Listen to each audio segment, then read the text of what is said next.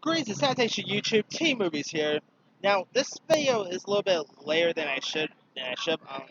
Right now, I'm going to do my top 10 favorite movies that I saw in June. Like, my 10 favorite movies of June. Now, I probably should have done this, a little earlier, but there was, a couple of films that, that got released in June that I ended up seeing a little later, so I decided to hold off on it, and also, that being said, here's my 10 favorite movies of June, because June has pretty decent films that got released. I mean, not all were winners. I mean, I'll get you the losers after the video, but yeah, there was some pretty decent and solid films that got released in June, and I mean, June was a pretty solid month for movies. So that being said, here's my 10 favorite movies of June. All right, coming in at number 10 is going to be a Netflix comedy, and that is Murder Mystery. Now, I'm of course biased because I'm a big fan of Adam Sandler's work, and the film stars Adam Sandler and Jennifer Aniston as like a couple who ends up going to a European vacation, and they go on like a billionaire's yacht, and they end up becoming a prime suspect in the billionaire's murder, and so it becomes like a whodunit murder mystery film. It's funny. I really enjoy this movie.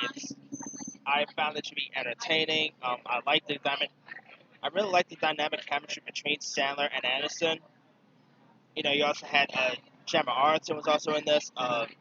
You also had Luke Evans, the guy who played Black Panther's dad in Black Panther, John Kane. He was really good. The one who plays Yukio from Deadpool 2. She was great in this. It's really funny. It's clever. It's hilarious. If you guys never seen Murder Mystery, it's on Netflix. Give it a go. It's really good. All right, coming in at number 9 is going to be a film called Wild Rose. Now, I just did my review for this movie yesterday, and the film is about this young Irish singer named Rosalind Holland, who makes a dream out of becoming a country artist in Nashville, and she of course ends up traveling to Nashville to become a country music superstar. It stars Jessie Buckley, who I want to see more of. I think she is a fantastic actress. Whether it's Chernobyl or Wild Rose or anything else. Like I've seen her, in other stuff too, but she was really good in this, and she sang really well. She gave a great performance, and yeah, it's actually this movie is kind of the reason why I kind of delayed the June list because I really liked the trailer for Wild Rose so much, and and it didn't really got shown anywhere near me the week it got released. So I was like, I'll wait till I actually see Wild Rose before I make this list, because there could have been a 50/50 chance that I might actually end up enjoying Wild Rose, and so I kind of want to add it in my top 10 list if I ended up enjoying it, and I ended up liking it, so it's in my top 10 list now.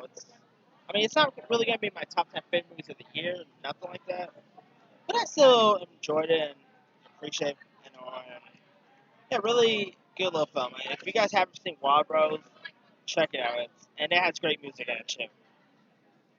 All right, coming in at number 8 is a film called American Woman. Now, this movie is directed by Jake Scott, who's the son of Ridley Scott, and the film is about this woman named played by Sienna Miller, whose daughter ends up she, her daughter ends up getting kidnapped, and years later she ends up having to raise her grandkids. While her granddaughter ended up getting kidnapped and all.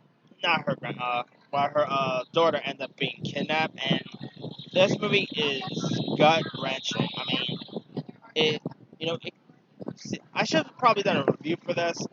Don't know why I didn't, but it's American Woman is it's a great film. I mean, Sienna Miller probably gave the best performance of her career. You know, I'm saying now, if the Oscars was held yesterday, I'm saying now, Sienna Miller should get an Oscar nomination. for her performance. Like, Miller was that good in this. Also, you had Christina Hendricks was great. Aaron Paul was terrific. The one who plays the grandson in this, I can't remember his name, but he was pretty good. Um, Amy Madigan was great in this. Really good film with great performance all around. Yeah, if you guys haven't seen American Women yet, go check it out. And FYI, if you guys watch this, you're gonna need some tissues because it's a pretty touching film, and yeah, you're definitely gonna need tissues if you're watching this. All right, coming in at number 7 is Annabelle Comes Home. Now, I didn't love this film as much as it did with Creation, because I still prefer Creation more. But I still really enjoyed it. I mean, it pretty much shows like how the Warrens obtain the Annabelle doll, and the Annabelle doll ends up terrorizing the Warrens' daughter and her babysitter and best friend. And Patrick Wilson and Vera Farmiga, they had presence in this, but they didn't have like much to do in this movie. And it's really great. I shouldn't say great. It was a really good horror film. It was creepy. It was really entertaining. And yeah, I mean, if you guys haven't seen it, it's a really good one. And after it, I'm really curious to see what else they're gonna like. I'm really, curious to see where else the Conjuring franchise is gonna go from here. I know we got Conjuring 3 coming out. They're doing like the Crooked Man, and we're most likely gonna get another Annabelle movie. So I mean, the movie didn't like do bonkers at the box office, but it still did pretty decent. So yeah, hopefully we'll see another Annabelle because it'll be cool seeing this creepy dog again. And yeah, I really dug it. Yeah. All right, coming in at number 6 is going to be Secret Life of Pets 2. Now, again, I didn't enjoy this movie as much as the first film. I prefer the first film a little bit. I mean, I bet Secret Life of Pets 2 was a bit step down from the first film, but I still really enjoyed it. It was a really fun sequel. Great voice cast.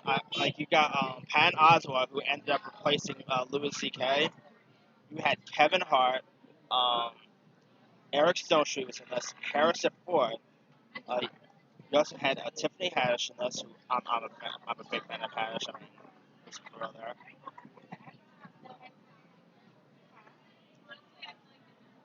Yeah, it's a really good one. It's like I said, it's a fun film. It's entertaining. It's cute. Snowball is once again a scene still here. Yeah, Secret Life of Pets 2 is it's a really good one, and I'll be down to see a third one if they ever make one because I really enjoyed the first two. Like I said, I still prefer the first film, but the second one is still pretty decent. All right, coming in at number 5 is going to be Yesterday. I mean, probably maybe one of Danny Boyle's best film in recent years. It's about this artist who, of course, played by Amesh Patel, who ends up getting blacked out after getting hit by a bus, and he ends up waking up, and everyone in the world doesn't know who like the Beatles are, and only he really knows who.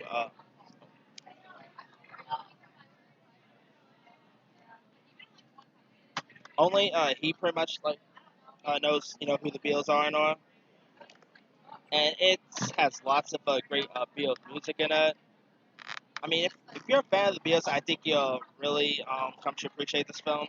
It has some like it has some really great music. Not to mention it has Lily James. Lily James. Um, Kate McKinnon was also great. You also had Ed Sheeran in this. Really awesome film, and I actually got to see this movie twice, and I really enjoyed it the second time around. I mean, it's probably maybe in my top 20 of the years. And like I said, it's Danny Boyle's best work in recent years. Really good movie, and if you guys never seen Yesterday yet, it's still in theaters. Go check it out. And Yesterday's still pretty well chill. Like it's right now as we speak, it's it's still in the top 5 in its third week of release, and it's still pretty well. I mean, kudos to it. Coming in at number 4, though, is going to be the reboot of Child's Play. I mean, Child's Play. think it's a better movie than Annabelle Comes Home, to be honest with you. And it's really fun. I mean, it's not as good as the 1988 version, because of course the '88 version is just the best. I mean, I'm sorry, Mark Hamill, but he is still no Brad Dourif. But Mark Hamill was still great in this. Now, I really loved him as the voice of Chucky, and it was really fun. It was really gory as you expected. Some great kills. I mean, I admit, when they first announced that they were gonna make Chucky into a robot, I was so up with everyone. I was like, really? Come on, Chuck. Why, why can't you just do something a little similar? But of course, there's like right issues, so I guess that's why I guess they couldn't do that. But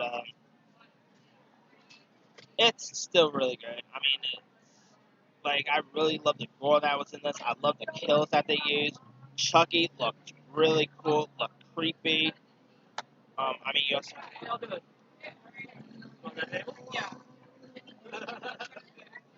also had Aubrey Plaza. Brian Tyree Henry was in this. Really fun, entertaining film, and I saw the movie twice. And I enjoyed it the second time around as well. And yeah, if I'm hoping they'll do another like a sequel to Child's Play, because I really enjoyed it. But of course, if they do a sequel, they can't call it Child's Play 2 because because like right issues. So yeah, so if they do Child's Play 2, they'll probably have like a title, like a title card or something. But that being said, Child's Play, the reboot was still really decent, and I quite enjoyed it. Alright, coming in at number 3 is going to be the film.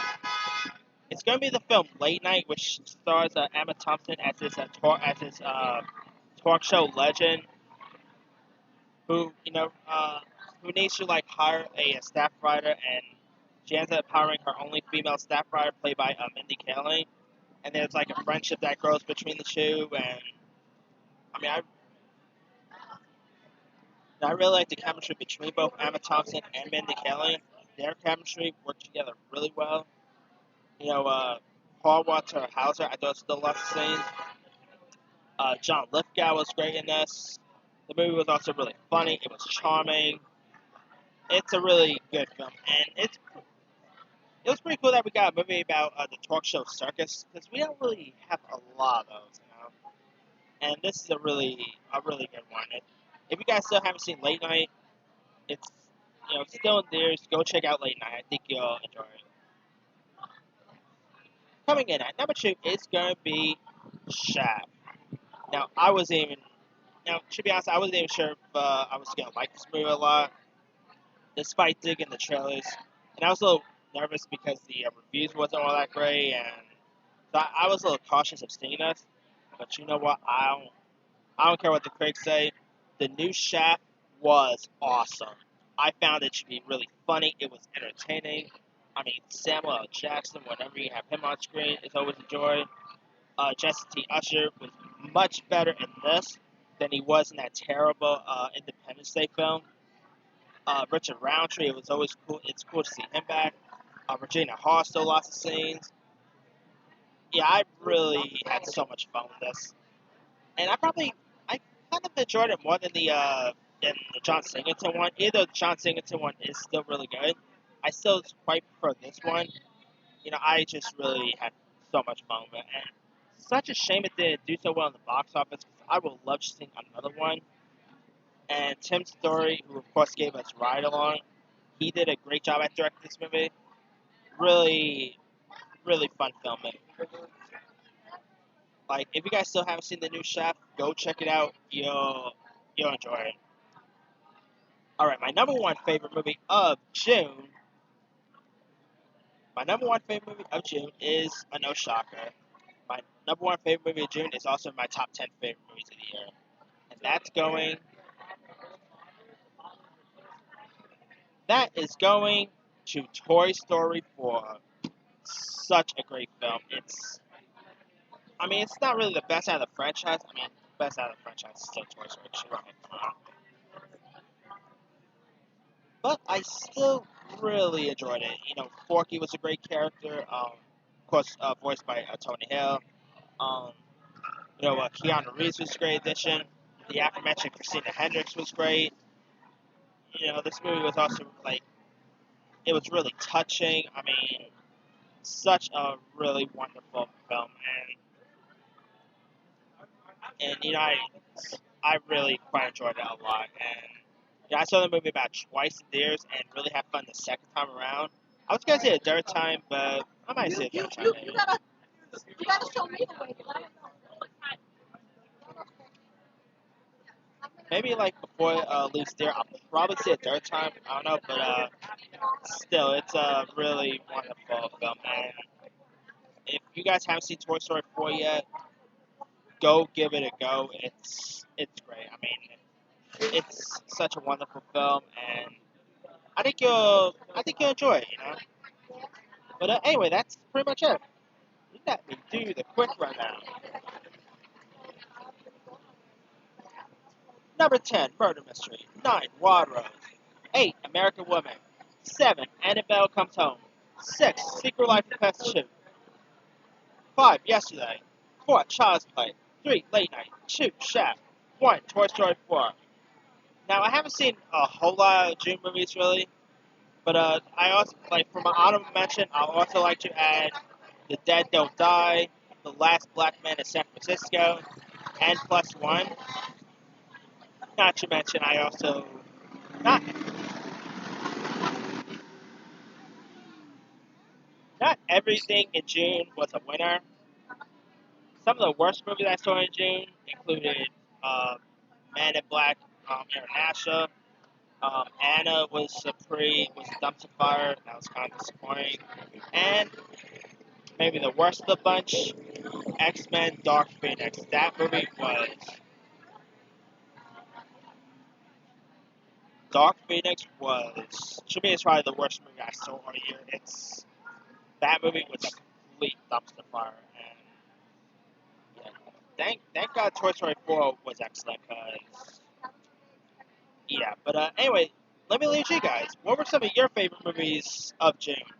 Drop a comment below. Don't forget to like, subscribe, hit that bell for more notifications. This here is T Movies signing off.